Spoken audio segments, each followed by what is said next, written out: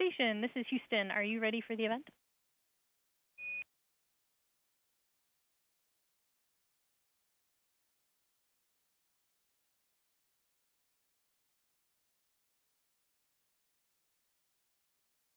Stand by.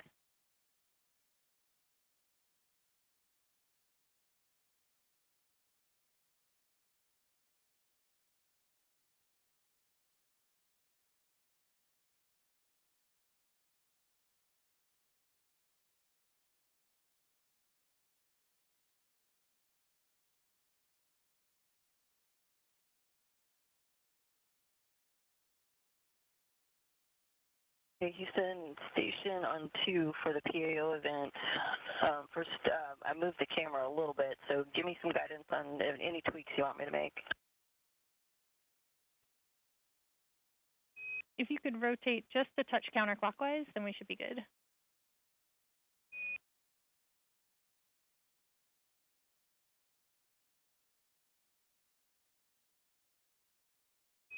All right, looks good to me. Copy, thumbs up.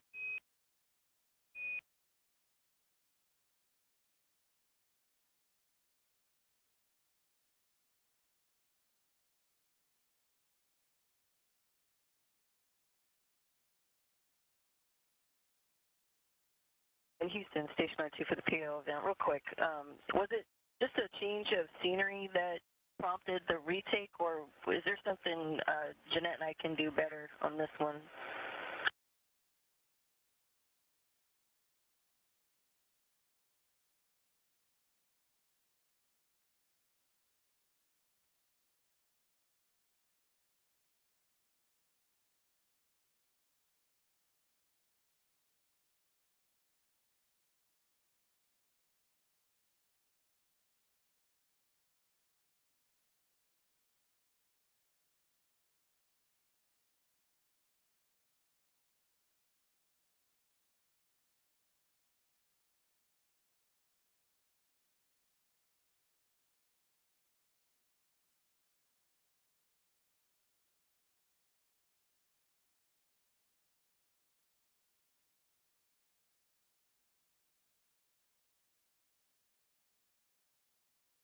Yeah, TC, we copy the question.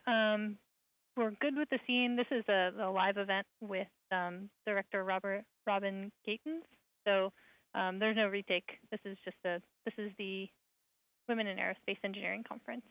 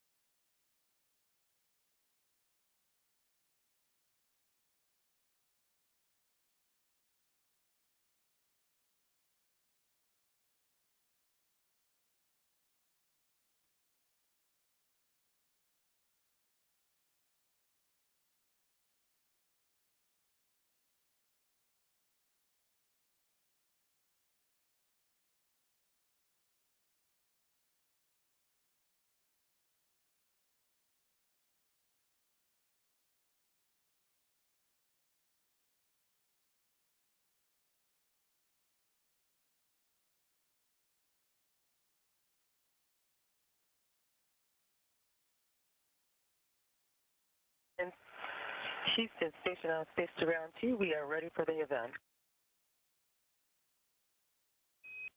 All right, Houston copies. Director Robin Gatens, this is Mission Control Houston. Please call station for voice check. Station, this is Robin Gatens. How do you hear me? We hear you loud and clear. How us? Excellent, loud and clear. All right, thank you. And hi, everyone. I'm Robin Gatens. I'm the director of the International Space Station and the Space Operations Mission Directorate at NASA headquarters in Washington, D.C. And I'm also a Georgia Tech alumni. I'm really excited to be part of this event today with Georgia Tech and look forward to talking with our astronauts Tracy Dyson and Jeanette Epps, who are on board the International Space Station. Our own astronaut Sally Ride once said, if we want scientists and engineers in the future, we should be cultivating the girls as much as the boys. Here at NASA, women have been part of the advancement of exploration and innovation from the very beginning. Today, more than 75 women have flown in space, including astronauts, cosmonauts, payload specialists, and space station participants. The women who are aboard the space station today and those who've come before them would not have even left the atmosphere, much less be living in space, if it weren't for the incredible team of women and men on the ground. From center directors, managers, flight directors, and many other roles, they continue the exploration of space as NASA endeavors to land the first woman and the first person of color on the moon and send the first crews to Mars in the coming decades. I would like to pass it over for a moment to Joy L. Harris, who's the Director of Women in Engineering and Undergraduate Transformation Learning Initiatives at the Georgia Institute of Technology, who's joining us from the Women in Aerospace Engineering Conference at Georgia Tech to share a few opening remarks. Joy? Yes, we're just so thankful for you all giving your time. We have lots of questions for you, so I am not going to say a lot. I thank you all who are here in the audience for coming and joining us for this wonderful celebration. Kids, all of your questions are going to be answered. I hope you heard Mars is the next place that we're going to. And we're just thankful for this celebration. Woohoo! So back to you, Robin. Great, thank you, Joy. So Tracy and Jeanette, we really appreciate you taking a moment out of your busy day to talk with us. The research that you're doing on the International Space Station has enabled us to advance scientific knowledge on the Earth and in space for the benefits of everyone living on our home planet. And we're excited to learn more about your experiences in space, how life on the station is for you, and to inspire these students. So our students have come up with some questions. And if it's all right, I'll just ask you. So Tracy, you just arrived at station on Monday, but you've been there before. How has the station changed since you were last on board? There's a few more cables and modules that have arrived and been installed since I was here last.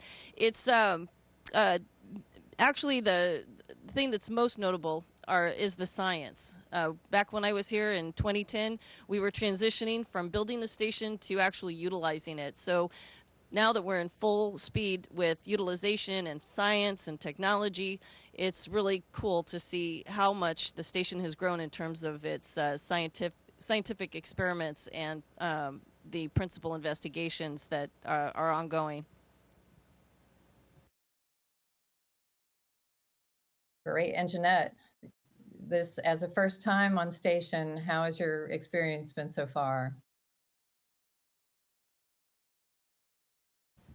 Well, it's been about 26 days that I've been here or so, and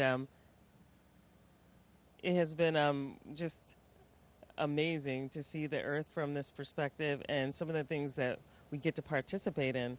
And in particular, you know, the science that we're doing and trying to figure out how to get the human body to live longer in space, materials, all kinds of things that I've been interested in my entire career.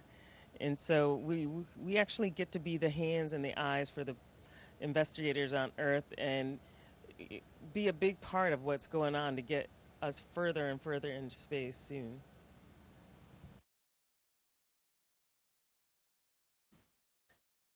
So how would you explain the feeling of spaceflight to these students? How was the trip? How is microgravity? And especially the students wanted to know, how is the food?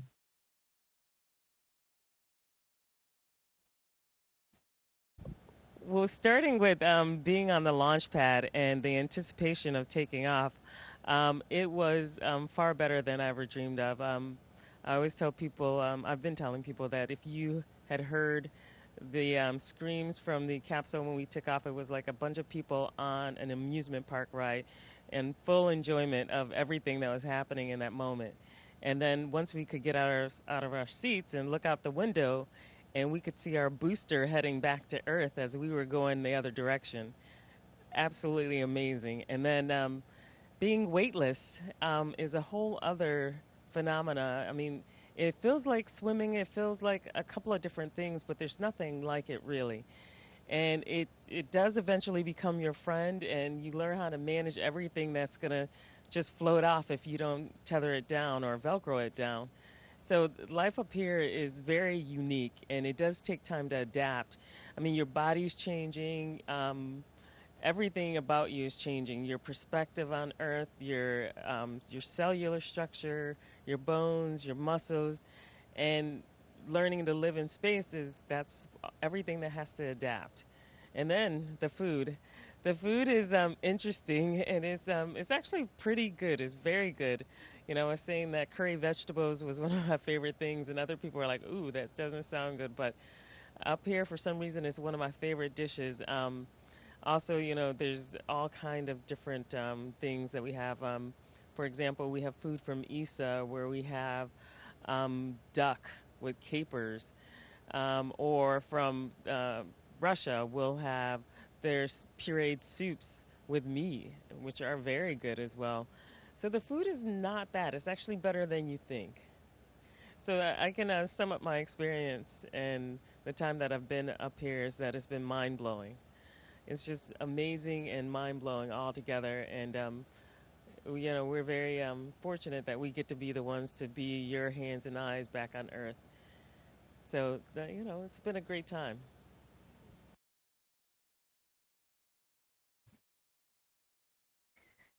All right. So we're celebrating Women's History Month. What do you wish you had known or wish a young woman would know when contemplating a career in STEM?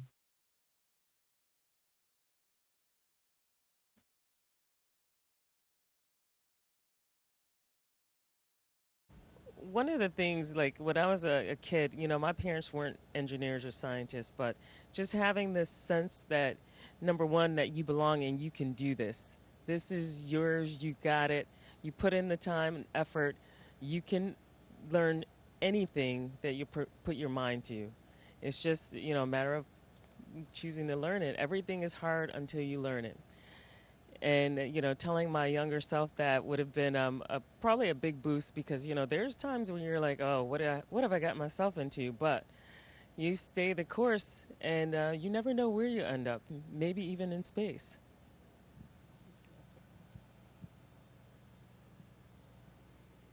I don't know if you want me to add to that. I think about my own upbringing, and my parents never told me nor my sister that there was anything that we couldn't do or that girls didn't normally do. And my sister and I did everything from pump gas to construction work, riding motorcycles, all those kinds of things that I think traditionally we thought of as only interesting to boys. But my parents never even, it was almost like they put a veil in front of our face and just let us do the things that we enjoyed doing. So I think what I would say more is to the parents than to the kids. And that is if they show an interest in something to just help open the door, pave the way, and let's see what they can do.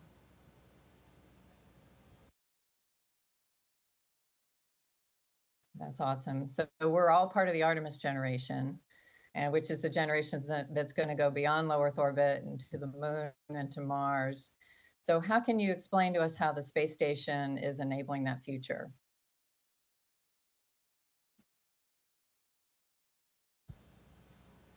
I just think there's no greater test bed for trying to live and work in space than the International Space Station. And though we're only in low Earth orbit compared to the hundreds of thousands of miles away that the moon is, we are still in microgravity, and all of the challenges that we'll face there are present here. And so it just makes complete sense that we would test everything from how to work in space to how our bodies adapt to microgravity.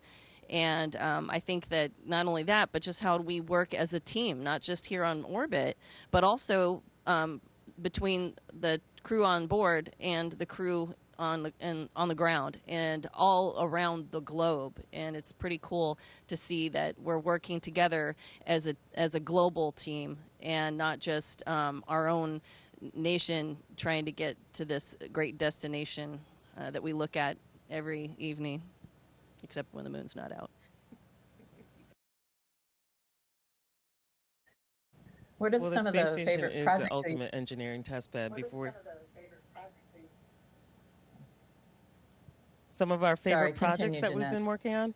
Well, I have to say, well, one of the projects, like working on figuring out the human body, has been a big aspect. And looking at all the data that, we're taking our blood, saliva samples, and just other markers we're collecting to figure out the human body and how we can get it to last longer and longer outside of the Earth's protection.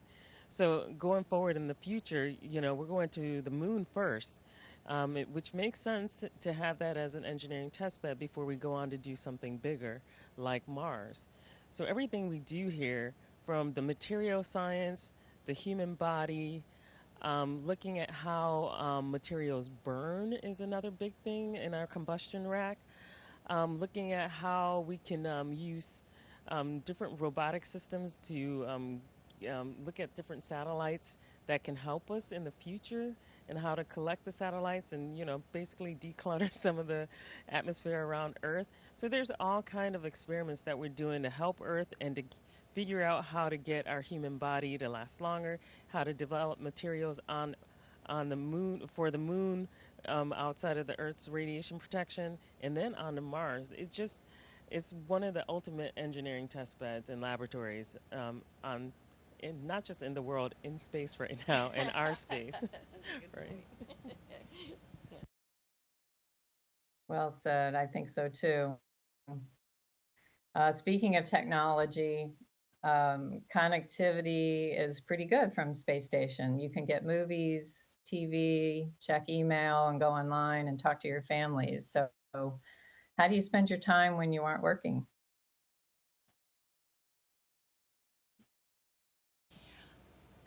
I'd say check back in with us in a month or so, because we have not stopped working since we got here. But to answer your question, like you said, there's just so many ways to connect us with home, that there's no reason to be bored up here. But even if you didn't have projects, if we were, an LOS, we have a fantastic view out of our cupola, and there just doesn't seem enough time in the day to soak it all in. It's just a gorgeous planet that we live on, and the view of it from the space station is as thrilling as any other project that we can do on our free time. I don't know. What do you think, Jeanette? You said it best. I agree. The cupola is not too shabby to look at the Earth. It's actually a great view. And we do have a lot of access to our family, but right now, we have a visiting vehicle. We have we have two actually, and we have a lot of things we're trying to get done before they have to leave. So we've been pretty busy since we got here. But when we do have free time, you're right, we've got all kind of ways to entertain ourselves, but especially having this perch above the Earth to look at it as it goes by it's unbeatable. Yeah, you've got a cargo mission full of science and stuff to do, I know. So for the students in the audience today, and if any are interested in becoming an astronaut, actually applications are currently open. So can you share a little bit about your journey becoming an astronaut, and any advice that you would give to someone who wants to become one?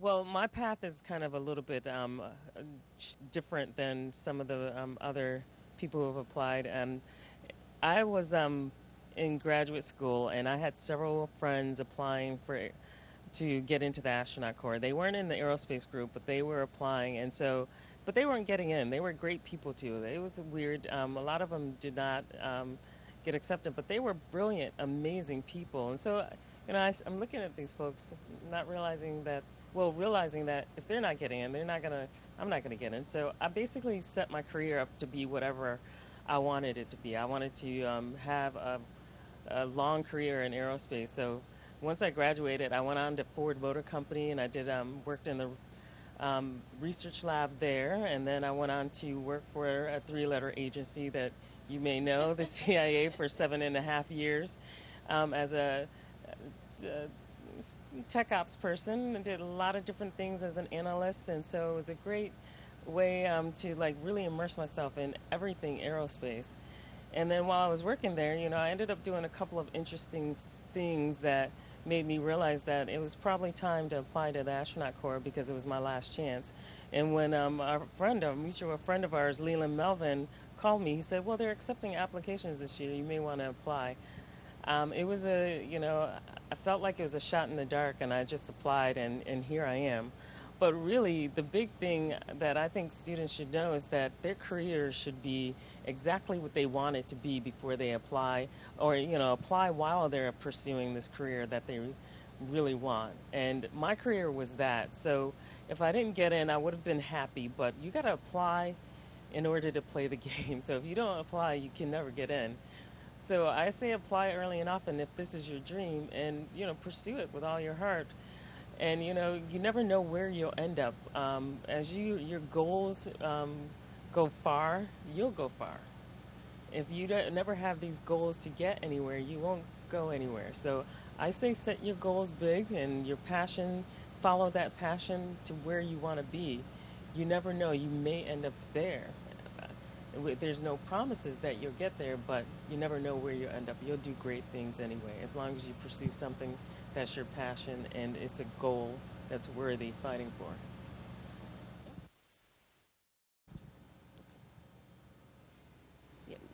I'm not sure if I could really add to that, just to echo what Jeanette said, in that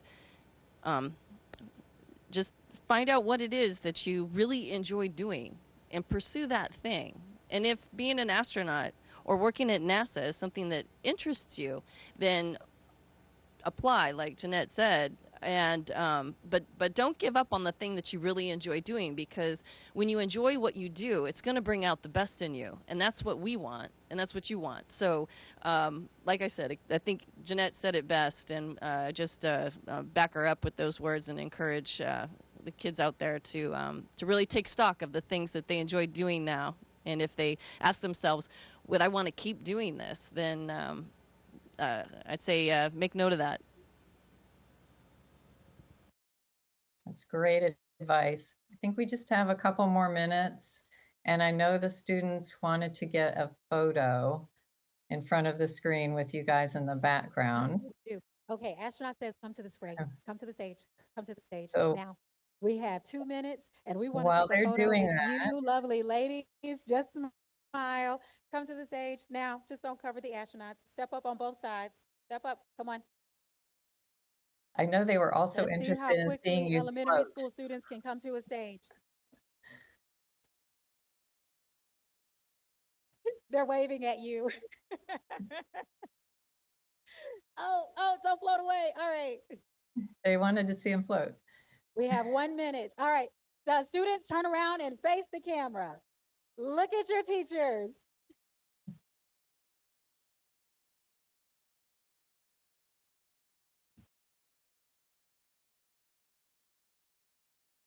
All right, did you get it?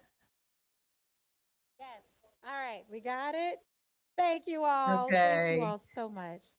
Thank you, Tracy and Jeanette, for all your time today and all the work that you're doing. Have a great expedition on station. We can't wait to see all the incredible results. Thanks again. Thank you. It's our pleasure. Thank you. Station, this is Houston ACR. Thank you. That concludes the event. Thank you to all participants. Station, we are now resuming operational audio communications.